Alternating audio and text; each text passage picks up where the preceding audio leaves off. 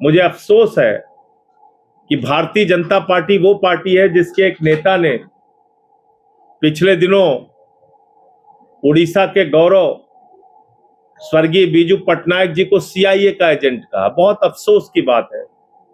मैं उड़ीसा में पढ़ाई किया हूं, केओंझर में रहा हूं। बीजू बाबू उस समय मुख्यमंत्री थे, वो आए थे, हमारे यहाँ चीफ गेस्ट थे। और कितने बड़े नेता थे, उन्होंने क्या किया है उड़ीसा के स्वाभिमान के लिए हम लोग जानते हैं। उड़ीसा के सम्मान के लिए क्या किया हम सब लोग जानते हैं। और उनको बीजेपी वाले सीआईए का एजेंट कह रहे हैं। शर्म आनी चाहिए इन लोगों को, जिनको सन ऑफ इंडोनेशिया का खिताब मिला। वो शख्स जिन्होंने पाकिस्तान और भारत की लड़ाई के समय में हमारे अधिकारियों को कश्मीर के बॉर्डर पे पहुंचाया, पाकिस्तान के साथ लड़ते हुए 47 के समय में उन्होंने अपनी भूमिका निभाई। ऐसे व्यक्ति को आप सीआईए का एजेंट कह रहे हो। तो मैं उड़ीसा के लोगों से यह भी कहना चाहता हूं कि आप अपने स्वाभिमान, सम्मान और गौरव के साथ समझौता मत कीजिए।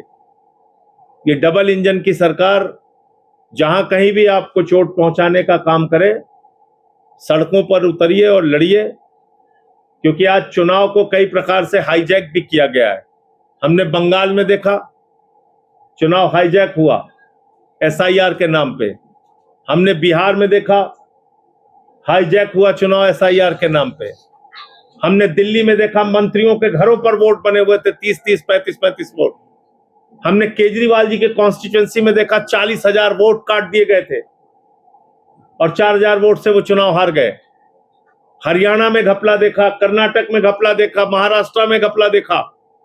आज चुनाव की प्रक्रिया को निष्पक्ष करने की भी लड़ाई लड़नी पड़ेगी, क्योंकि उड़ीसा में भी एसआईआर शुरू हो गया और यहां पर भी वही खेल चलेगा।